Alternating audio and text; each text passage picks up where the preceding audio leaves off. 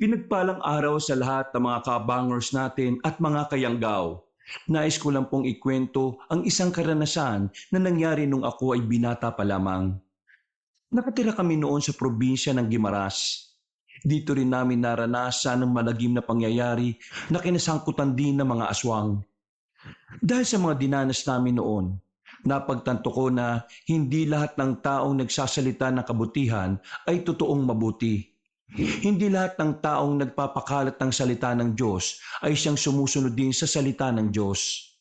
Dahil kadalasan, ang mga taong mukhang banal ay masahol pa sa mga nilalang na kung tawagin natin ay aswang. Kilalanin niyo na lamang po ko sa pangalang Nelson. Kabanong mga kabangers at mga kayanggaw, ito ang aking kwento. Pero bago tayo magsimula, kung maaari sana'y pindutin niyo muna ang subscribe button kung bago pa lang kayo sa channel nating ito. Mag-iwan na rin kayo ng comment at pindutin na rin ang like button. Napakalaking tulong po sa ating channel ang gagawin niyo pong ito. Isang malaking suporta po yun sa ating channel na labis ko pong ipagpapasalamat. At ngayon, sa ating pagpapatuloy.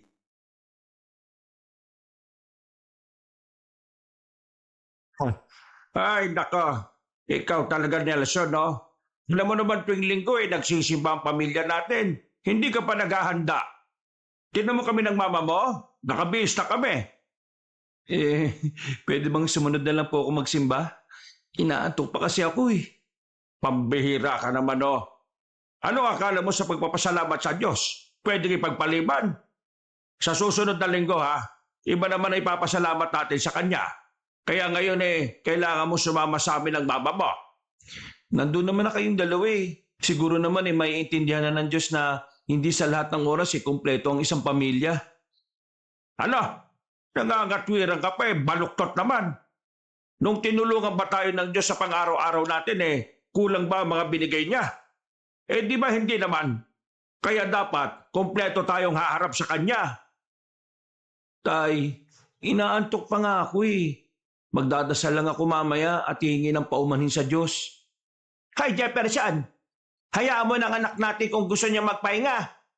Alam mo naman na palaging puyat yan dahil sa mga tinatapos niyang obre.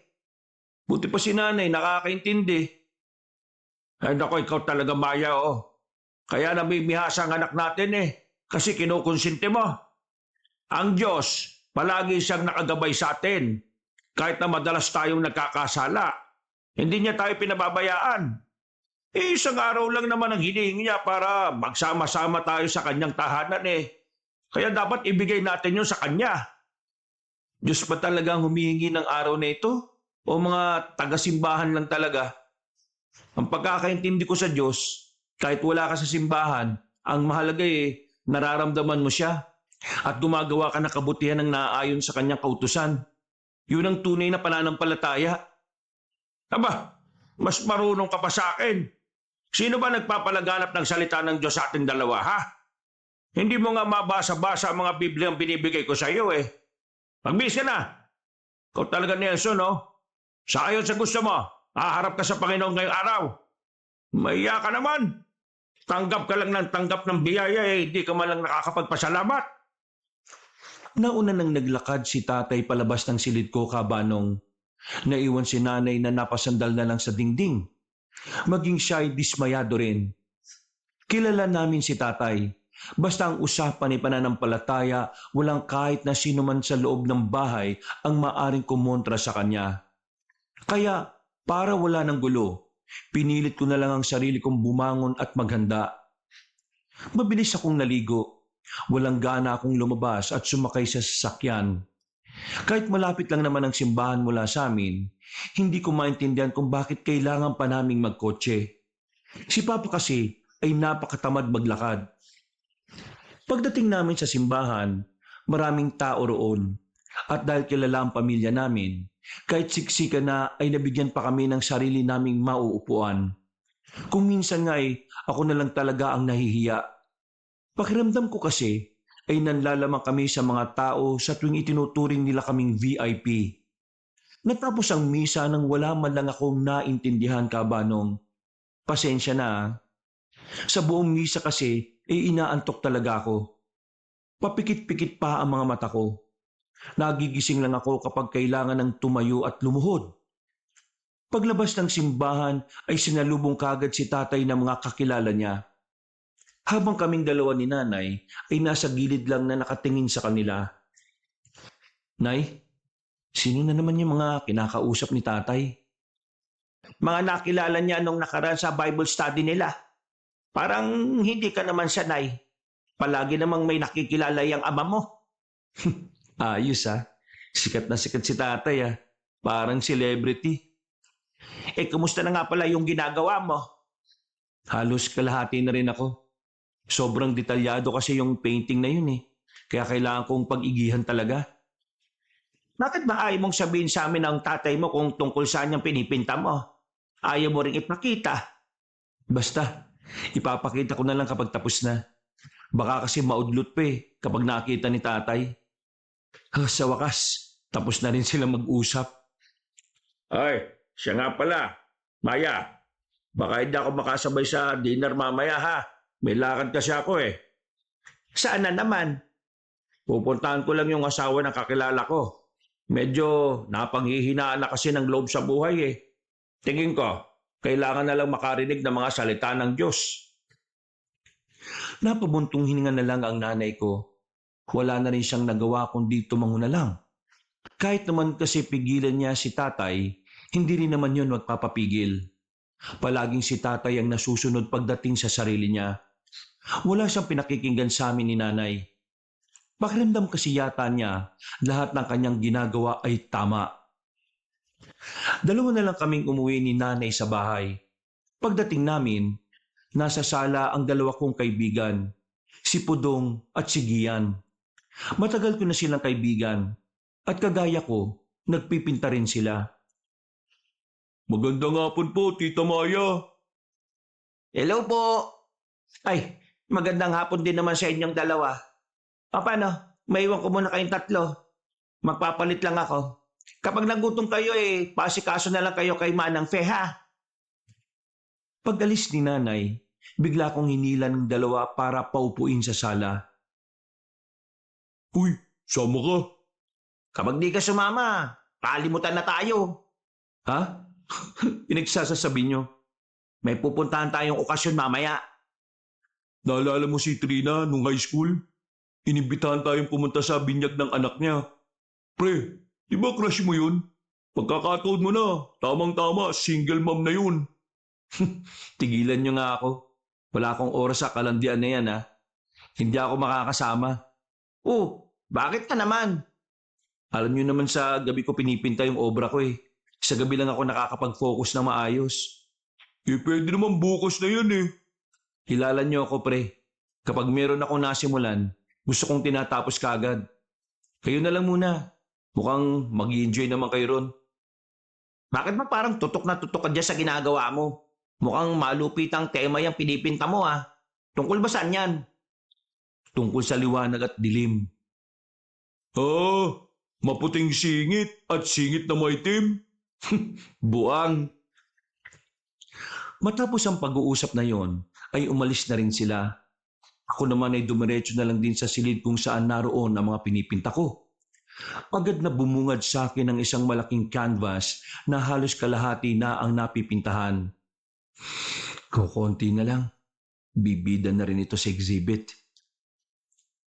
Ang imaheng ginawa ko ay tungkol sa isang mabangis na aswang. Nabuo ang ideya kong ito mula pa nang nanggaling ako sa probinsya ng Capiz. Meron kasi akong pinuntahang bayan ng painting ko ron.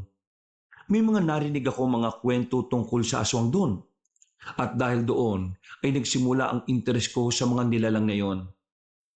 Hindi ko masasabing naniniwala na ako kaagad. Pero hindi ko rin naman inaalis ang posibilidad na baka nga totoo ang mga kagaya nila. Muli ko na lang tinakpan ng telang itim ang canvas at lumabas na rin ako ng silid na yon. Kinagabihan. Nay, bakit umiyak si Ate Belen? Ano nangyari? Tumawag yung kapatid niya. Wala na raw ang mga magulang nila. Kailangan niyang umuwi sa kanila. Bukas ng umaga aalis na siya. Baka mahigit 1 buwan siyang mawawala kasi marami pa siyang aasikasuhin sa pamilya niya. Paano pala yung mga halaman sa likod? Di ba siya yung nakatoka ron? Di maghahanap na muna tayo ng pansamantalang kasambahay na ipapalit sa kanya. Wala naman tayong magagawa. Problema ang pamilya yon. Hindi pwedeng pigilan. Kinabukasan ng umaga, habang nasa harapan kami ng hapagkainan, nabanggit ni nanay ang tungkol sa pag-alis ni Ate Belen. Ito namang si tatay, meron daw kakilala na may papalit sa kasambahay na umalis pansamantala. Kung yun lang naman pala may kilala akong pwedeng pumalit na muna sa kanya. Sino naman yan at taga saan? Stay in naman, di ba? Malamang stay in. Alangan namang umuwi, di ang gastos sa pamasahin nun. Nelson, ano ka ba? Sorry po. Nakilala ko yung babaeng ito sa Capiz. Naalala niyo nung nagpunta rin ako sa Capiz nitong mga nakaraan. Dahil doon sa foundation na pinuntahan ko, nakilala ko siya. Isang masipag na kasambahay na pinakilala rin sa akin ang kakilala ko. Napasama kasi siya sa mga nasermonan ko noon Kaya yon, nakilala ko siya. Naisip ko lang naman na kunin natin siya kasi masipag din naman ang isang yon. Isa pa, may sakit yata ang lolo at lola niya. Di matutulungan natin siya. Kung wala naman magiging problema sa kanya, di sige, kunin na rin natin. Kagaya ng napag-usapan, kinabukasan ay pinasundunan ni tatay ang bagong magiging kasambahay namin. Sunod na araw na siya nakarating sa amin. Maayos naman ang itsura niya. Ibig kong sabihin, hindi lang siya basta maganda. Mukha rin siya mapagkakatiwalaan. Mukhang inosente. At base sa mga papel na dala niya, wala pa siyang nagagawang kabalbalan sa mga nakaraan niyang amo. Magandang araw po. Luisana po ang pangalan ko. Ako po yung sinasabi ni Sir Jeff. Nakakilala po kami ni Sir Jeff noong nagkaroon sila ng meeting sa simbahan namin. Isa po ako sa nakinig sa pagsasalita niya po roon. Base rito sa mga record mo maayos ka naman magtrabaho. Kaya pwede ka naman na magsimula bukas. Nelson, ituro mo nga muna sa kanya yung magiging silid niya. Akin ang mga gamit mo. Sumunod ka sa akin. Maraming salamat. Oh, dito nagkakwarto si Ate Belen. Ikaw na munang bahala rito ha. Yung ibang gamit niya nandito pa. Pero wala namang problema kung ilalagay mo sa iisang lalagyan. Sige po, sir. Sir, matanong ko lang. Maya Lisa Velasco po ba yung pangalan ng inyong ina? Ha? Paano mo nalaman ang pangalan ng nanay ko? Kasi po napadaan po kami kanina dun sa farm. Nakalagay po sa gilid ng arko ng farm yung pangalang sinabi ko. Ang pagkakaalala ko po kasi, farm po raw yun ng nanay nyo, sabi ni Sir Jeff. Kaya naman pala Oo, farm nga ni nanay yon. Mabuti naman at kahit papano may nalalaman ka na tungkol sa amin. Alam mo, mahirap magtrabaho sa mga among hindi mo makikilala. Tama po kayo dyan, sir. Kasi dati sa mga pinasukan ko, masusungit sila Pero nung nag-apply ako sa kanila at sa unang pag-uusap namin, para silang hindi mga makabasag pinggan. Nako, ganyan naman ang ibang tao Pero dito sa amin, huwag kang mag-alala. Wala kang dapat na ikabahala. Mababait kami rito. Kahit ang iba rin kasambahay. O sige, magpahinga ka na muna ngayon dahil mahaba ang biyahe mo Mamayang gabi, ipapakilala kita kay Manang Fe. Siya ang head ng mga kasambahay namin. Sige po, marami pong salamat, sir. Ngumiti na lang ako sa kanya. Noong mga sandaling yon, hindi ko alam kung bakit ganun na lang kagaan ang pakiramdam ko. Hindi ko alam kung dahil ba kasing edad ko lang siya o sadyang mabait lang talaga ang aura na nararamdaman ko sa kanya. Ang pagdating ni Luisiana sa mansyon ay kinagiliwan din ng mga kasambahay. Pati nga ang dalawa kong kaibigan ay napapadala sa amin para lang makita si Luisiana. Hindi naman kasi talaga may kakaila na magandang babae yon. Maputi siya at makinis ang balat. Ang liit ng mukha tapos matangos pa ang ilong. Basta, Kahit na sinong lalaki siguro Kabanong mapapatingin talaga sa mukha niya. Kakaiba pumili airpot mo ah. Magandang kasambay ah. Sira ulo. Hindi niya pinili yan. Kusa niya kinuha yan sa kapis dahil kakilala niya yan. Pero maganda pre ha. Siguro sa kasaysayan ng mansyon na ito, ngayon lang nagkaroon ng maganda rito sa bahay ninyo. Uy, shh! Naan mga boses mo? Baka marinig ka ng ibang kasambahay at isipin nila pinagsasabihan mo silang pangit. Si Manong Fe, maganda rin kaya nung kabataan. Nakita ko yung picture niya dati. No, sige, may iba na nga tayo. Bakit pala kayo narito? Di para makita ka. O para makita si Luisana? Ganun na rin yun. Tigilan niyo si Luisana ah. Payapa siyang nagtatrabaho rito. Isa pa, 1 linggo pa lang siya rito kaya wag niyong ginugulo. Siya nga pala pre. Gusto niyo bang sumama mamayang gabi? Pupuntahan ko lang yung tiyo ko. Sinong tiyo? Yung maraming baril? Oo. Ano naman ang gagawin mo ron? Ayoko.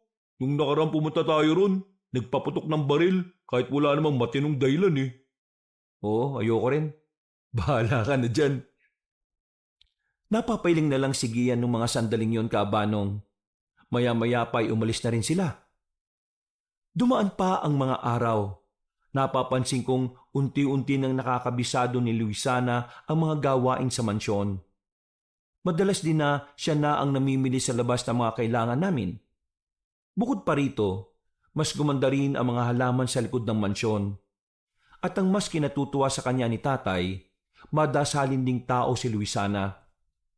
Araw ng linggo, araw na naman ang pagsisimba. Pero noong mga sandaling yon, hindi makakasama si tatay dahil meron itong sakit. Medyo nanibago kami sa kanya. Kasi kahit na may sakit si tatay noon, hindi to kailanman umabsent sa pagsimba. Noon nga na halos di na siya makalakad dahil sa rayuma pinilit pa rin niyang magsimba. Nung araw na yon, meron lang siyang lagnat pero sapat ng dahilan para hindi siya sumama sa amin. Sigurado ka bang hindi ka makakapagsimba ngayon? Masama talaga ang pakiramdam ko eh. Baka kapag pinilit ko baka mas lalo pang lumala. Si Jesus pinako sa krus. Pinahirapan pa yon bago siya ipako. Tapos kung anong-anong sakit ng katawan ang dinanas niya. Tapos ikaw tay, lagnat lang. Hindi mo naman ikamamatay kung pupunta ka ng simbahan eh. Tsaka yung lagnat, wala yan sa pinagdaanan ni Jesus noon. Kaya sige na, sumama ka na sa amin. Hindi maganda na ikaw ang wala sa simbahan, no? Si Jesus, anak ng Diyos. Anak din naman ako ng Diyos pero isa lamang akong tao. Kailangan ko rin magpahinga. Maiintindihan naman ako ng Panginoon. Tay, ikaw na nga nagsabi. Hindi mo dapat pinagpapaliban ng pagsimba at pagpapasalamat sa Kanya. Dalson, ayoko na magsalita dahil mas lalong sumasama ang pakiramdam ko eh. Sige na, umalis na kayo. Magsimba na kayo. Gamitin nyo na lang yung van para kasya kayong lahat nila Manang Fe. Sige na. Sino mag-aasikaso sa'yo rito? Ako na lang po siguro, ma'am. Kawawa naman kasi si sir kung wala mag-aabot ng mga kailangan niya. Bukas na lang po ako magsisimba. May misa naman po ng umaga bukas. Ha? Sigurado ka? Dapat wala kang trabaho ngayon kasi simba dapat Ayos lang naman po. Maintindihan naman po siguro ng Panginoon yon. Sige. Ikaw nang bahala rito sa sir mo ha. Aalis na kami. Isama niyo na lang po kami sa mga dasal ninyo. Umalis kami ng mansyon Kabanong pero hindi pa rin ako makapaniwala na hindi nagsimba si tatay. Sa buong buhay niya, yun ang unang pagkakataon na umabsent siya sa pagsisimba. Kaya naman, isang malaking katanungan para sa akin kung ano ang nangyari sa utak niya at bakit bigla siyang lumiban. Pagkatapos ng simba, agad na rin kaming umuwi. Naabutan namin si Luisana na nagluluto ng panghapunan naming lahat. Si tatay naman ay nakatulog na sa silid niya. Laking pasalamat namin kay Luisana dahil kahit papaano gumaan na ang pakiramdam ni tatay. Sir Nelson, may itatanong po ako. Oh, ano yon? Naniniwala po ba kayo sa aswang? Ha? Teka, bakit bigla-bigla ka naman nagtatanong ng ganyan? Nakita ko po kasi yung painting nyo. Ha? Bakit ka pumasok doon? Di ko nga pinapakita yun sa iba. Pambihira ka naman, oh. Ay, pasensya na po. Hindi ko naman sinasadya eh. Inutusan kasi ako kanina ni Sir Jeff. Ang laki ng mansyon kaya naligaw po ako roon. Oo, sige. Ayos lang. Pero huwag ka na lang munang maingay sa kahit na sino, ha? Lalo na sa tatay ko. Kapag nalaman niyang aswang yung pinipinta ko, magagalit yon. Ayaw kasi nun sa mga halimaw kasi demonyo nga raw. Sige po sir, nakakaasa po kayo. Pero hindi niyo po ba bebenta yon? May exhibit ako sa Miyerkules. Baka doon na siya mabili. Ang astig niyo po pala sir. Ang ganda ng pinta niyo, parang totoo. Nako, wala yun. Minana ko lang naman sa lolo ko yun eh. Sige. Tapusin mo na yung ginagawa mo. Maya-maya kakain na rin kayo nila Manang Fe. Ngumiti na lang sa akin si Luisana nung mga sandaling yon. Sa unang buwan niya sa amin, walang naging problema si Luisana sa mansyon. Lahat ng kasambahay ay nakita naman naming nakakasundo niya. Sinusunod din niya lahat ng inuutos namin. Nagagawa niya ng nasa oras. Sobrang layo niya kay Ate Belen na madalas nakakalimutan na ang ibang gawain. Lumipas ang ilang araw. Sumapit na rin ang Miyerkules. Ang araw na kung kailan ilalatag ko na sa exhibit ang gawa ko. Siyempre, kasama ko rin naman ang dalawa kong kaibigan na kapwa ko rin pintor. Grabe, kinakabahan ako. Baka kasi walang makapansin ng akin eh. Ano ka ba? Kapag artist ka, dapat malakas ang loob mo. Dapat proud ka sa gawa mo. Ano naman kung wala makapansin? Kung wala, baka hindi ito ang panahon para sa obra mo. Tama si Gian. Parang isa kang ama. At yung anak mo yung obra mo. Kaya dapat, tasno kang daladala yan. Pinagmamalaki mo dapat yung anak mo. Para saan ba yung pininta mo ha, Pudong? Tungkol lang naman sa pagiging unfair ng lipunan sa mga mahihirap. Ikaw? Sa akin? Tungkol sa kung gaano kaganda ang katawan ng isang babae, mataba man o sexy. Napatingin silang dalawa sa akin, Kabanong. Napangisin na lang ako sa kanila at saka nagsalita. Etong sa akin, tungkol ito sa liwanag at dilim. Imahe ng isang mandirigma at imahe ng isang aswang. Buti, pinayagan ka ng tatay mo na magpinta ng ganyan. Sobrang banal pa naman ng tatay mo. Makakapagpinta ba ako ng ganito kung alam niya? Natawa na lang ako sa kanila, Kabanong. Makalipas pa ang ilang sandali, tumigil na rin ang sasakyan namin sa harapan ng isang gusali sa bayan. Sa gusaling yun, nakalagay lahat ng mga antigong bagay o mga obra ng mga kilalang pintor ng bansa. Yun ang unang beses na sasaba kami sa exhibit. Kaya naman, hindi ko maiwasang hindi kabahan. Gagi, daming tao. Oo, kalma ka lang. Kapag may lumapit sa inyo mamaya, ayusin niyo lang yung pananalita niyo ha. Eye contact ha. At huwag kakalimutang ngumiti. Ipaliwanag na maayos kung ano yung ibig sabihin ng mga gawa ninyo. Yes, sir! Hindi nagtagal ay nagsimula na rin ang exhibit. Hindi namin inakala na mabibili ang mga gawa namin. Hindi pa kasi natatapos ang event ay pinag-aagawan na ang aming obra. Halos magtatatalong kami sa tuwa nang nasa labas na kami. Pag-uwi namin ng mansyon, masaya naming ibinalita yung kay tatay at nanay. Pero sa halip na matuwa ang tatay ko, naggalit siya nang malaman kung ano ang imahe na nasa obra ko. Sinabi na sa akin ng mama mo kung tungkol saan yung pininta mo. Di ba sinabihan na kita na ang mga ipinipinta mo lang ay ang mga nagpapakita ng kabutihan at kaliwanagan? Pero bakit ka nagpinta ng isang nilalang na likha ng dyablo? Isang aswang? Sinapian ka na ba ng demonyo, ha? Tay, painting lang naman yon. Painting lang! Ang painting ay naghahatid ng mensahe sa kung sino mang tumingin nito. Alam mo ba kung anong mensahe ng painting ko? Tungkol yun sa pakikipaglaban ng isang mandirigma sa isang aswang. Pinapakita ng painting ko na ginagawa ng mandirigma ang lahat para makamit ang kapayapaan at kalayaan para sa sanlibutan. Kahit na, sa painting mo, pinapakita mo pa din doon na may kapangyarihan ng manggulo ang mga aswang o ang kadiliman.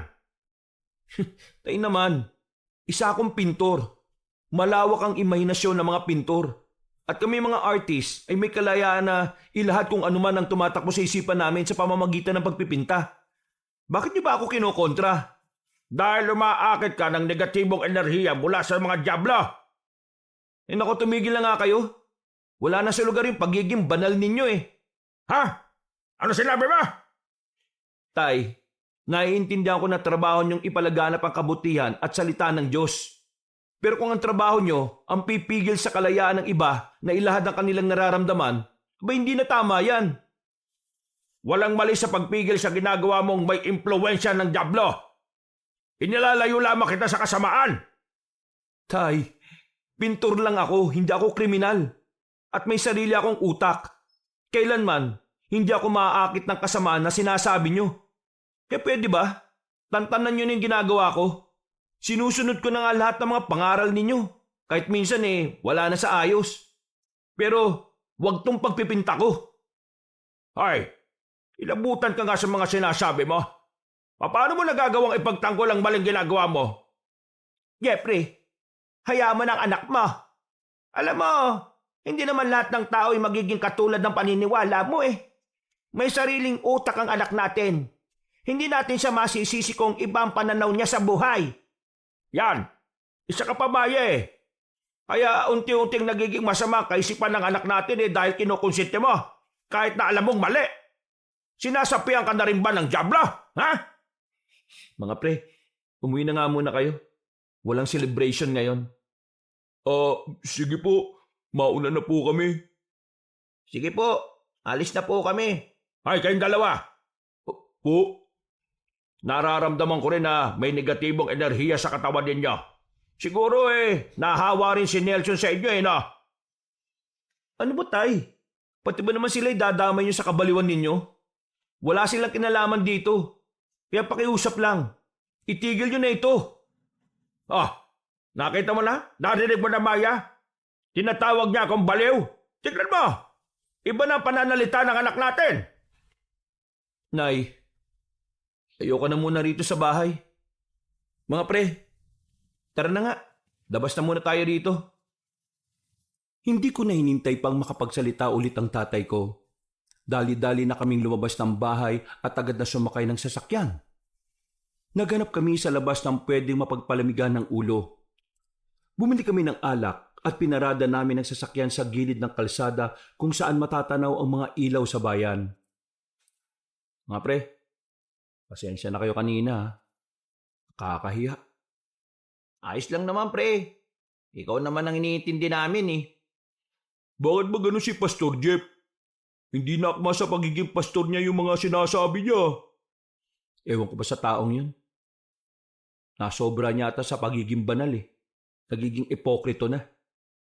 Pasensya na pre Pero alam mo, madalas na kung sino pa yung laging nasa simbahan. Sila pa yung mga taong mapanghusga sa kapwa eh. Tingnan mo kanina, iniisip ba naman niya na parang kampong ka na ng kadiliman? Hindi gawain ng isang matinong ama yun, pre. Masyado na ngang nilalamon ng kabanalan ng tatay ko eh. Pero, huwag kayong mag-alala. Hindi naman ako papayag na sirain niya yung mga nasimulan ko. Biglang nagkatinginan si Pudong at Gian. Nagsasagian sila na parabang nagtuturoan kung sino ang magsasalita. Nairita ako sa ginagawa nila kaya hindi ko na napigilang itanong kung ano ang problema nila.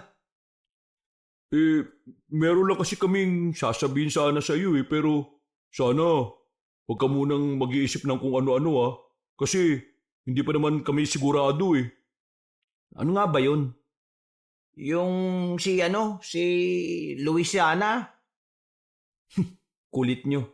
Sabi ng wag yun na nga kukulitin yung tao eh. Hindi naman namin kinukulit, pre. Iba itong sasabihin namin. Hoy ano?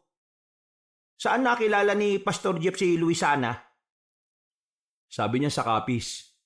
Kasama raw yun sa mga napabilang sa Bible study nila noon. Malapit talaga sila sa isa't isa? Ha? Teka, bakit mo ba tinatanong yan? Hindi ko alam kung maniniwala ka o hindi, pero nitong nakaraan kasi, nakita namin si Pastor Jeff at si Luisana sa bayan. Sa palengke, namimili sila. Pero parang iba yung tinginan nila sa isa't isa eh. Hindi lang yan. Hinahampas-hampas pa ni Luisana sa balikat si Pastor Jeff. Tapos yung tatay mo naman patawa-tawa lang. Sinusubukan namin hindi bigyan ng mali siya pero iba Hindi naman ganun si Pastor Jeff Lalo na sa iba niyong mga kasambahay.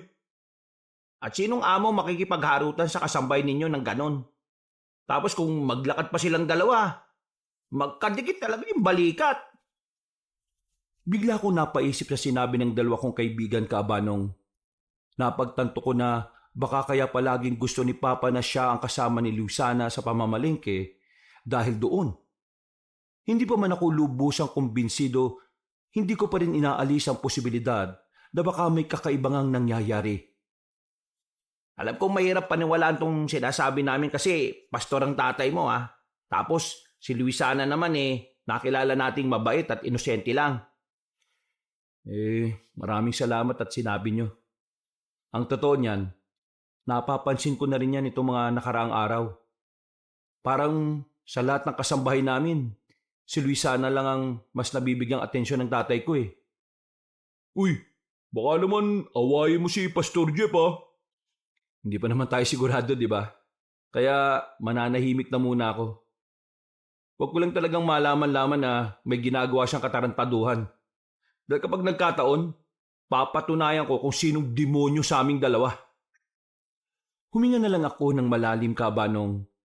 Noong mga sandaling yon, parang mas lalo kong nagkaroon ng dahilan para mabwisit sa ama ko.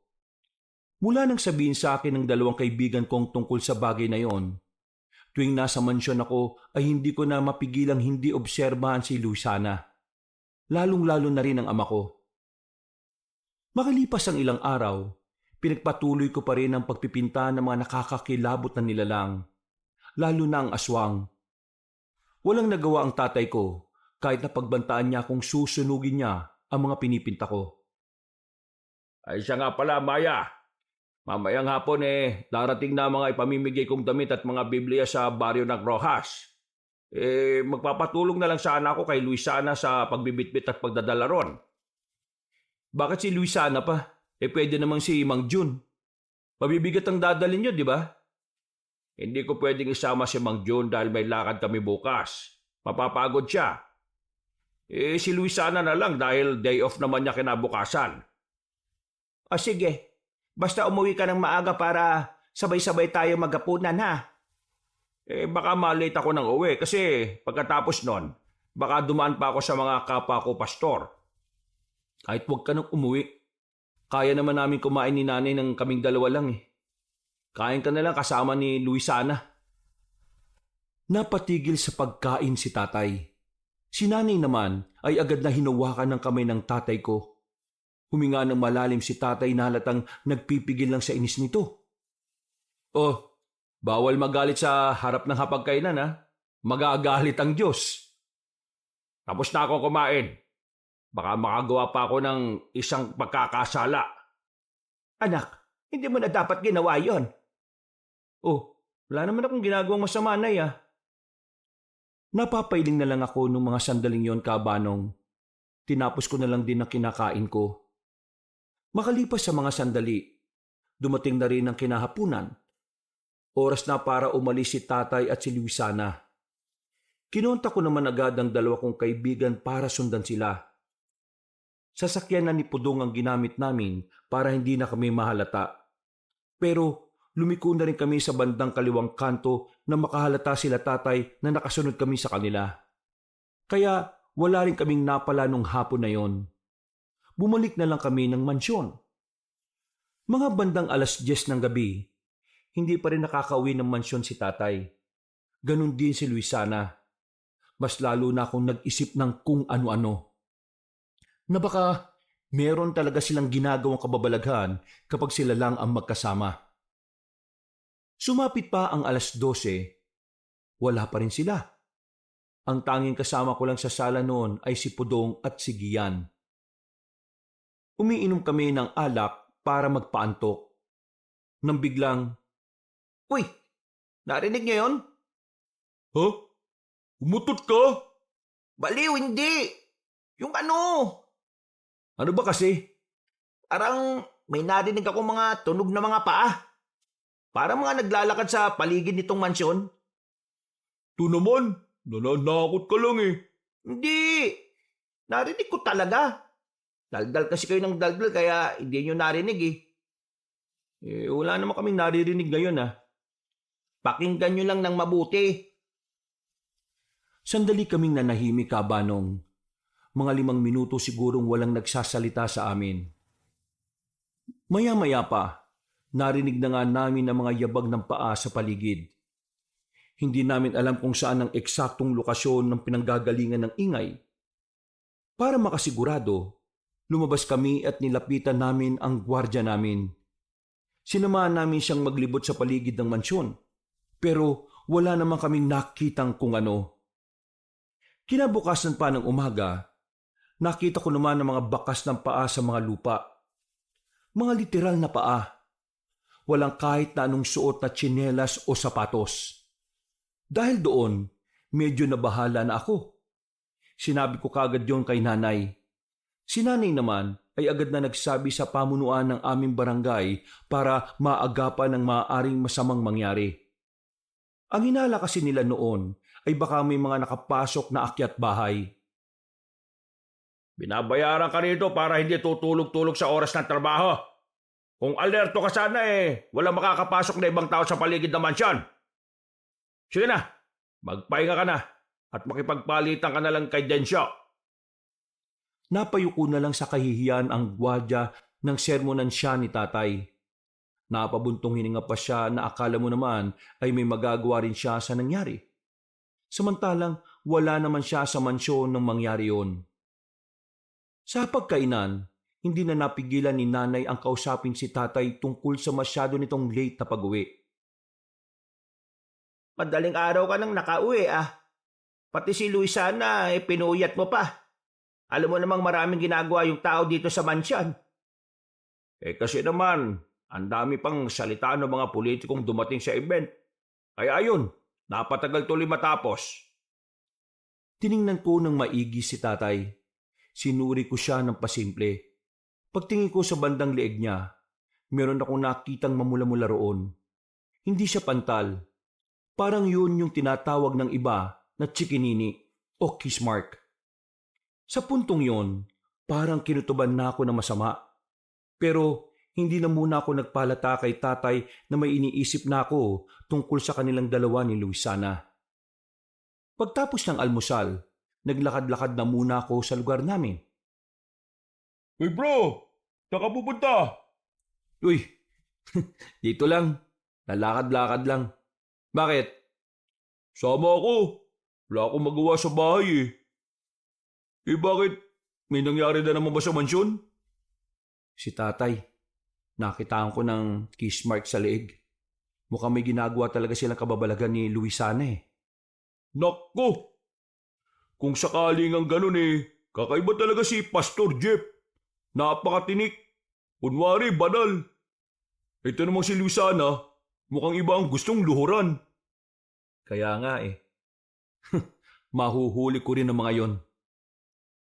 Natigil lang ang pag-uusap namin nang marinig namin ang mga nagchichismisan sa tindahan. Malinaw sa pandinig namin na ang kanilang pinag-uusapan ay tungkol sa mga aswang. Hindi na nakatiis pa si Pudong at lumapit siya para magtanong.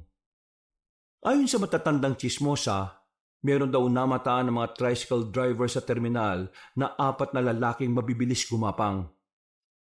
Namataan daw yon sa mismong loob ng baryo namin. Gumagapang daw papasok sa kagubatan. Ang hinala ng mga yon, aswang daw. Nagkatingin na naman kami ni Pudong. Yung kasi ang unang pagkakataon na may napabalitang aswang sa lugar namin. Sa tinagal-tagal ko ba naman sa amin, wala pa akong narinig na kwento tungkol sa pagpapakita ng mga nilalang na yon. Aswang? Sabi na, di ka maniniwala eh. Wala naman akong sinabing hindi ako naniniwala. Ang totoo niyan, meron akong kwento tungkol dyan.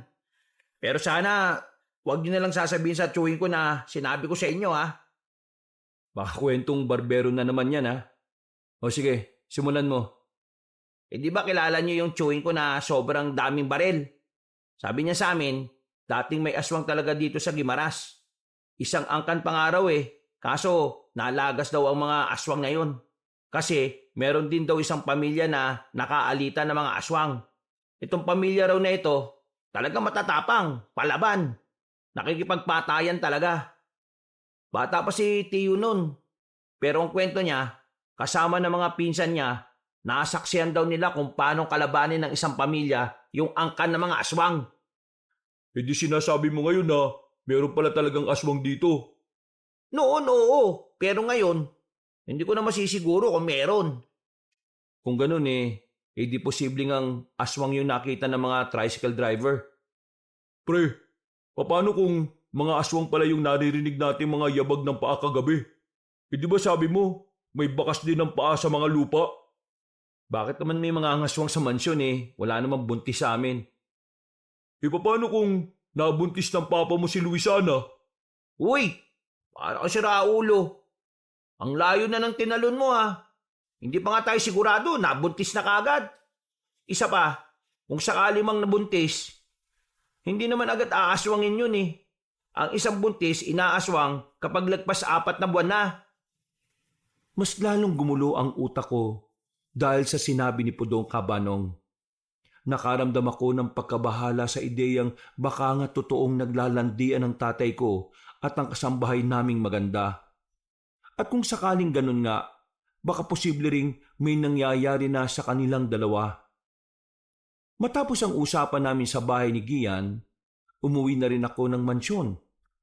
Wala naman ako masyadong gagawin kaya nag-oobserba na lang ako sa kilos ni Luisana. Nay, nasan si Luisana? Inutusan kang bumili. Si tatay. Magang umalis kanina, hindi ba? Nay, siya nga pala. Nakita mo ba yung kahon na may laman na side mirror? Titingnan ko kasi kung pwedeng ipalit dun sa sasakyan ko. Ay nako, tingnan mo na lang sa storage room. Huwag mo kong abalahin dito at kailangan kong mapirman tong mga papeles na ito. Ang dami Napapakamot na lang ako sa ulo, Kabanong. Pinuntahan ko na rin ang imbakan namin ng mga luma naming gamit. Kung ano-ano ang tinanggal ko roon, mahanap ko lang ang kahon. Pagkakuha ko noon, hindi ko alam kung bakit bigla na lang akong napalingon sa isang pintuan na malapit sa bandang dulo. Sa pagkakaalala ko kasi, sobrang tagal nang hindi yon nabubuksan. Bata pa ako nung huli kong makita na binuksan ni nanay yon. Sa hindi ko malamang dahilan, parang nagkaroon ako ng interes na malaman kung anong meron sa pintuang yon. Paglapit ko, nakita ko ang malalaking kandado na nakalagay roon. Napabuntong hiningan na lang ako. Siguro may tinatagong kayamanan dito si nanay o kaya nuclear bomb na ilalabas niya lang kapag nasa alanganing kalagayan ng Pilipinas. Idinaan ko na lang sa biro. Wala rin naman kasi akong mapapala nun kaya lumabas na lang din ako. Sa mga nakalipas pang mga araw, nabalot ng kababalaghan ng buong lugar namin. Lalong-lalo na ang aming mansyon. Yung mga naririnig kasi naming yabag ng paa sa paligid tuwing gabi, kinumpirma ng mga tanod na aswang daw ang mga yon. Nakita raw kasi nilang nagtatatalon sa mga puno nung sinusubukan nilang hulihin. Wala kaming ideya kung bakit kami inaswang. Hindi rin naman pwedeng buntis si Luisana dahil lahat ng dalagang kasambahay namin ay pina-check up na namin at hindi naman sila buntis. Kaya naman, isang malaking palaisipan, hindi lang sa amin at maging sa buong baryo kung bakit kami dinadalaw ng mga nilalang na yon. Tignan mo na nangyari, Nelson. Tignan mo. Dinadalaw na tayo ng mga kampo ng kadiliman dahil sa mga painting-painting na binibenta mo. Hinakit mo sila eh. Inila mo ang kanilang presensya papunta rito sa mapayapa nating mansyon. Kung nakinig ka lang sana sa akin, hindi naman ito mangyayari. Mambira talaga kayo, tayo. Ako na naman ang sisisihin mo. Anong kinalaman ng painting ko sa mga aswang na yon? Painting lang naman yon. Kahit ano pang bagay ang mga may kinalaman sa Diablo na yung pinanghahawakan, makakagawa pa rin yan ng negatibong enerhiya para akitin ang mga nilalang na yon. Napaka-irrasyonal na mga sinasabi nyo, tay. Nay, patahimikin nyo na nga yan si tatay. Wala ka na talagang galang, Nelson, ah. Totoo nga yatang pinagharian na ng Diablo yung kaisipan mo. Sus!